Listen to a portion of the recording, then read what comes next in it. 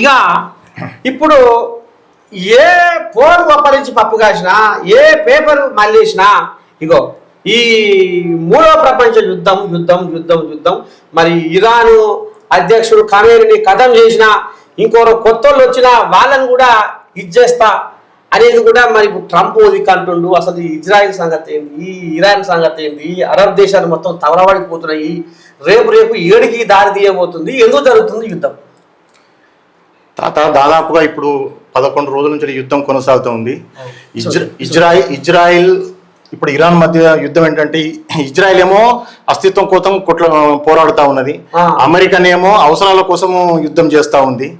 అమెరికానేమో ఎప్పుడు కానీ వ్యాపారం దృక్పథంతో చూస్తూ ఉంటది, వేరే దేశాల మీద దాడులు చేయడము. ఇప్పుడు వెనిజులా అధ్యక్షుని తీసుకుపోయి కూడా వెనిజులాను ఆక్రమించి అక్కడ ఉన్న ఆయిల్ నిల్వలను కొల్లగొట్టి అమ్ముకొని వ్యాపారం చేసుకొని డబ్బు సంపాదించాలి. ఎప్పుడు కానీ అమెరికా ధోరణి ఎలా ఉంటుందంటే, ఎప్పుడు ఓ పెద్దన్న పాత్ర పోషిస్తూ ఇతర దేశాల మీద ఆధిపత్యం చెలాయిస్తూ వాళ్ళు చెప్పినట్టు వినాలి, లేకపోతే ఇటువంటి దాడులు చేసి అధ్యక్షులను కూడా హతమార్చి కూడా దేశాలను లొంగ తీసుకొని అక్కడ వాళ్లకు ఏ ప్రధాని అయితే చెప్తుంటారో అటువంటి ప్రధాని నియమించిన చరిత్ర కూడా ఈ అమెరికాకు ఉంది.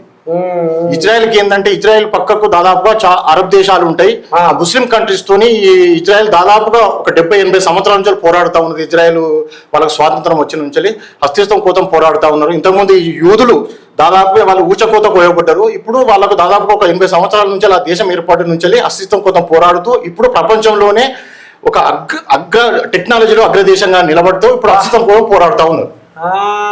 ఏమైనా ఇప్పుడు ఇజ్రాయెల్ ఉనికి కోసమే కొట్లాడుతుంది, వ్యాపారం కోసం కాకుండా ఉనికి కోసం కొట్లాడుతుంది ఇజ్రాయెల్. ఇప్పుడు ఇరాన్ లో ఏమైతుందంటే చమురు నిల్వలు ఉన్నాయి.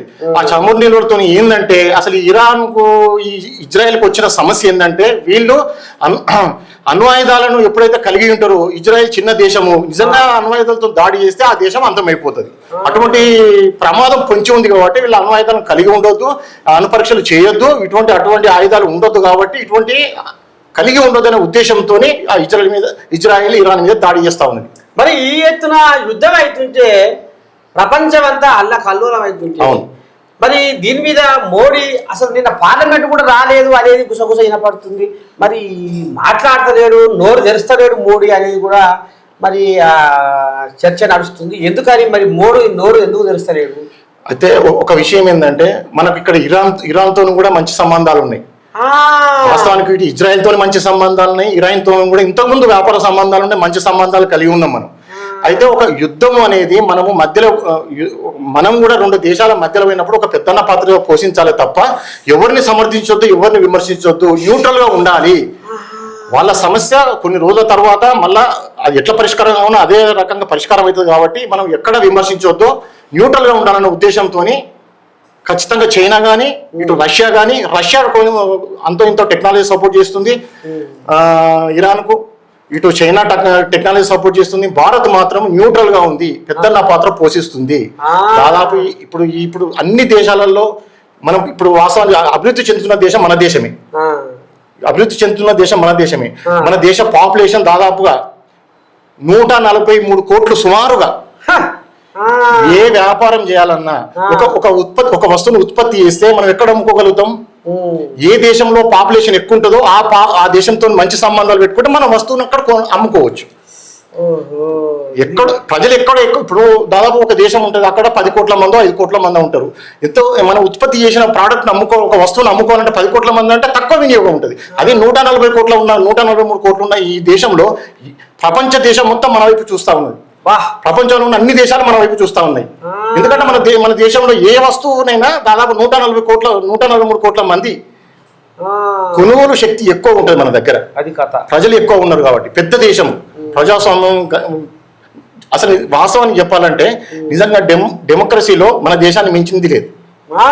ప్రపంచ దేశాలలో ఎక్కడ ఉండదు, ఇటు చైనాలో ఉండదు, ఇటు రష్యాలో ఉండదు, ఇటు అమెరికాలో ఉండదు. మన దేశంలో ఉండే ప్రజాస్వామ్యం నిజంగా విశ్వసిస్తాం ప్రజాస్వామ్యాన్ని. మరి ఇప్పుడు ఈ కంపు ఉత్తర కొరియా కింబామని కూడా చెరిగిస్తుండట, మరి అది బలంగాలోడేనా కింబా? అయితే ఇప్పుడు ఏంటంటే ఉత్తర కొరియా, దక్షిణ కొరియా ఈ వీటి మధ్య కూడా ఎప్పుడు పచ్చగట్టేస్తే బగ్గమనే పరిస్థితి ఉంటుంది. అయితే మరి ఆయన కలిగిస్తున్నట్టు ఆయన కూడా ఏదో దక్షిణ కొరియాకు అమెరికా సపోర్ట్ ఉంటుంది. అమ్మా. ఉత్తర కొరియాకు కొంచెం ఎప్పుడు అగనెస్ట్ గా ఉంటుంది. ఇంతకు ముందుకు ఒకసారి ట్రంప్ కు ఈయనకు చర్చలు జరిగినప్పుడు ఆ చర్చలు కూడా విఫలమైనవి. కొంచెం నియంత పోకడలు ఉంటాయి. ఇంకొకటి ఏంటంటే ఇప్పుడు ఈ దాదాపుగా ఇప్పుడు అరబ్ దేశాలు మొత్తం తగలబడుతున్నాయి. ఎందుకు అంటే ఇక్కడ ఈ అమెరికా ఎయిర్ బేస్ సెంటర్లను పెట్టుకున్నది. అరబ్ దేశాల్లో దాదాపుగా అన్ని దేశాలలో యూఏఈ కానీ, అబుదాబి కానీ, దుబాయ్ కానీ, ఖతార్ కానీ, ఈ బెహ్రెయిన్ కానీ. అయితే ఏం జరుగుతుంది అంటే ఆ ఎయిర్ బేస్ సెంటర్ల మీద ఇప్పుడు ఇరాన్ దాడి చేస్తా ఉన్నది. అవి కూడా ముస్లిం కంట్రీసే. ఇరాన్ కూడా ముస్లిం కంట్రీ అయినా సుత ఖచ్చితంగా దాడి చేస్తా ఉన్నది. ఎందుకంటే ఎయిర్ బేస్ సెంటర్ల మీద దాడి చేస్తా ఉన్నది. మీరు అమెరికాను ఇక్కడ తీసుకొచ్చి ఎయిర్ బేస్ సెంటర్లో పెట్టి మా దేశం మీద యుద్ధం చేస్తా ఉన్నారు, మా దేశాన్ని అంతమందిస్తా ఉన్నారు, ఖచ్చితంగా మేము దాడి చేస్తాం, మా ఉనికికి ప్రమాదం వచ్చినప్పుడు మా మనగడకు ప్రమాదం వచ్చింది కాబట్టి మేము దాడి చేస్తామన్న ఉద్దేశంతో చేస్తారు.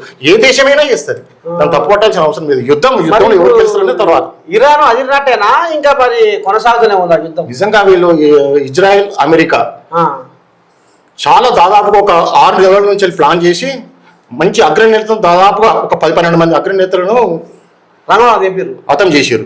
ఆ తర్వాతనే హతం చేసినట్టు ఒకటే రోజు ఫస్ట్ దాడి చేయడమే, వాళ్ళ మీద దాడి చేసి వాళ్ళని అంతమందించారు. ఇప్పుడు యుద్ధం జరుగుతా ఉంది. ఇప్పుడు ఈ కంపు సంగతి ఏంది మరి? ఇప్పుడు కంపు చేసి మంచి పని అంటవా? అసలు ఏంది గదరగోరవు గాయ గత్రాలు ఏంటి? ఎవరు చేసినా మంచి ఒక దేశం మీద యుద్ధం చేయడం అనేది అయితే మంచి పద్ధతి కాదు. ఇజ్రాయెల్ చేస్తుంది అంటే మాత్రం వాళ్ళ అస్తిత్వం కోసము ఇరాన్కు ఇజ్రాయెల్కు అస్తిత్వం పోరాటం ఉంది కాబట్టి ఇప్పుడు ఇక్కడ జరిగిన సమస్య ఏంటంటే ఇరాన్ వాళ్ళు ఇంతకుముందు ఉన్న ఖమేనీ అతను ఏం చేశాడంటే ఎప్పుడు కూడా ఇజ్రాయెల్ని హెచ్చరించేవాడు. మీ దేశం లేకుండా చేస్తాము, మీ దేశం లేకుండా చేస్తాము, మీ దేశాన్ని అంతమొందిస్తామని. అంటే వాళ్ళు ఏంటంటే ఎప్పుడు కానీ అణ్వస్త్రాలు వీళ్ళ చేతికి వస్తే మాత్రం మనకు ముప్పు ఉంటుంది, భవిష్యత్తులో ఎప్పుడైనా మనకు దేశానికి ముప్పు ఉంటుంది, ఖచ్చితంగా భయం ఉన్నది. ఆ ఉద్దేశంతోనే వీళ్ళు అణ్వస్త్రాలు తయారు చేయొద్దు, అణ్వస్త్ర ప్రయోగశాలను ధ్వంసం చేసిరు.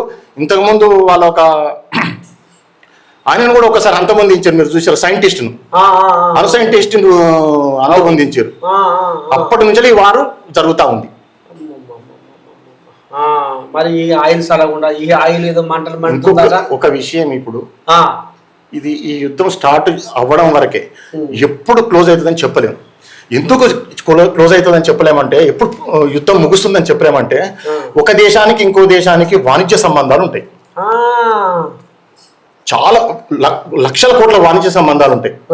ఎక్స్పోర్ట్స్, ఇంపోర్ట్స్, ఎగుమతులు, దిగుమతులు. మన దగ్గర తయారు చేసిన ఉత్పత్తులను మనం ఎక్స్పోర్ట్ చేస్తూ ఉంటాం, వాళ్ళ దగ్గర ఉత్పత్తులను మనం దిగుమతి చేసుకుంటా ఉంటాం. వాణిజ్య అవసరాలు ఉంటాయి, అవి లక్షల కోట్ల ట్రాన్సాక్షన్స్ ఉంటాయి. అవసరాలు అనేది చాలా, అవి లేకపోతే ఆర్థిక వ్యవస్థ చిన్న భిన్నం అవుతుంది. ఇప్పటికే చూడండి, ఇప్పుడు యుద్ధం అనేది భారతదేశంలో జరుగుతలేదు, అరబ్ దేశాలు జరుగుతున్నది. ఇజ్రాయెల్, ఇరాన్ చుట్టూ ఉన్న అరబ్ దేశాలు, అమెరికా మధ్యలో యుద్ధం జరుగుతున్నది. కానీ అన్ని దేశాలలో ఆర్థిక వ్యవస్థ పతనం అవుతా ఉన్నది. స్టాక్ మార్కెట్లు భారీగా పతనం అవుతున్నాయి. ఎందుకు అవుతున్నాయి అంటే, ఒక దేశానికి ఎక్కడో యుద్ధం జరిగితే కూడా వేరే దేశాలు ఎఫెక్ట్ అవుతున్నాయి అంటే వాణిజ్య సంబంధాలు దృష్ట్యా దెబ్బతింటుంది. అంటే ఇటువంటి యుద్ధం రావడం వల్ల భవిష్యత్తులో 3వ ప్రపంచ యుద్ధం వచ్చే అవకాశం కూడా ఉంది. ఇప్పుడు చూడండి, ఉక్రెయిన్ రష్యా వారు 3వ ప్రపంచ యుద్ధం అని చెప్పలేము. యుద్ధం ఎటు మలుతుందని చెప్పలేము. ఇదే ఇరాన్ సైలెంట్ గా ఉంటే మాత్రము యుద్ధం ఆగిపోవచ్చు. లేదు, ఇరాన్ కూడా ప్రతిదాడి చేసి ఇంకా బాగా ఆస్తి నష్టమో లేకపోతే ప్రాణ నష్టమో చేసింది అనుకో, ఖచ్చితంగా వీళ్ళ ఇరాన్ మీద కూడా వీళ్ళు ప్రీ ప్లాన్ గా ఉన్నారు వీళ్ళు. ఇప్పుడు చూద్దాం, రష్యా ఉక్రెయిన్ 4.5 సంవత్సరాలు అవుతుంది. ఇప్పుడు చైనా, తైవాన్ వాళ్ళు పచ్చగడ్డేస్తే బగ్గమనే పరిస్థితి ఉన్నది. సౌత్ కొరియా, నార్త్ కొరియా అదే పరిస్థితి. పాకిస్తాన్, ఇండియా అదే పరిస్థితి. ఇప్పుడు అరబ్ దేశాలు మొత్తం ఇజ్రాయెల్, ఇరాన్, అమెరికా ఇదే పరిస్థితి. మరి ఇప్పుడు ఆయిల్ ధర పెరుగుతాయి, పెట్రోల్ ధర పెరుగుతుంది, డీజిల్ కి ధర పెరుగుతుంది అని అంటున్నారు. అవును. మరి యుద్ధాల వల్ల మరి రేపు మన కాలం కూడా మరి ఏమైనా పెరిగే అవకాశం ఉందంటవా? ప్రపంచవ్యాప్తంగా చాలా దేశాల్లో ఎఫెక్ట్ పడే అవకాశాలు ఉంటుంది. క్రూడ్ ఆయిల్ అనేది రష్యాలో, ఇటు వచ్చేసి ఈ కంట్రీస్, యుఏఈ కంట్రీస్లలో దాదాపుగా ఈ క్రూడ్ ఆయిల్ నిల్వలు ఎక్కడ ఉంటాయి, అక్కడి నుంచే మనకు క్రూడ్ ఆయిల్ వస్తుంది. దాని ద్వారానే క్రూడ్ ఆయిల్ వచ్చినాక ఈ రిఫైనరీస్ ఉంటాయి కదా మన దగ్గర, రిఫైనరీస్ చేసుకున్న తర్వాత అక్కడి నుంచి పెట్రోల్, డీజిల్, ఇంకొక కొంత అంటే ఇంకో 2-3 రకాలు. ఇప్పుడు మన ఏవియేషన్ లో వాడే ఫ్యూల్ కానీ, ఇటువంటి కిరోసిన్ కానీ, ఇటువంటి అన్ని ఉత్పత్తి అవుతా ఉంటాయి. ఇప్పుడు అక్కడి నుంచి మనం రాకుంటే ఖచ్చితంగా నిల్వలు తక్కువ ఉన్నప్పుడు అవసరాలు ఎక్కువ ఉంటాయి, నిల్వలు తక్కువ ఉంటాయి. సప్లై తక్కువ, డిమాండ్ ఎక్కువైనప్పుడు ఖచ్చితంగా రేటు పెరుగుతుంది.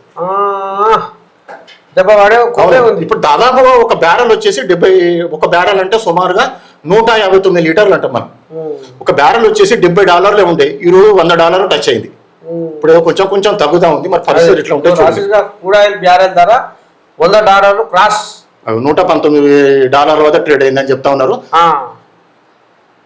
అది కథ. మరి ఇప్పుడు ఇప్పుడు మిసైల్ అని, డ్రోన్లు అని, ఇదంతా ఈ క్షిపణులు అని ఇవన్నీ లక్షలలో అయితే ఖర్చు, కోట్లలో అయితే కోట్లలో. యుద్ధం చేయడం అంటే ఆషమాషి కాదు.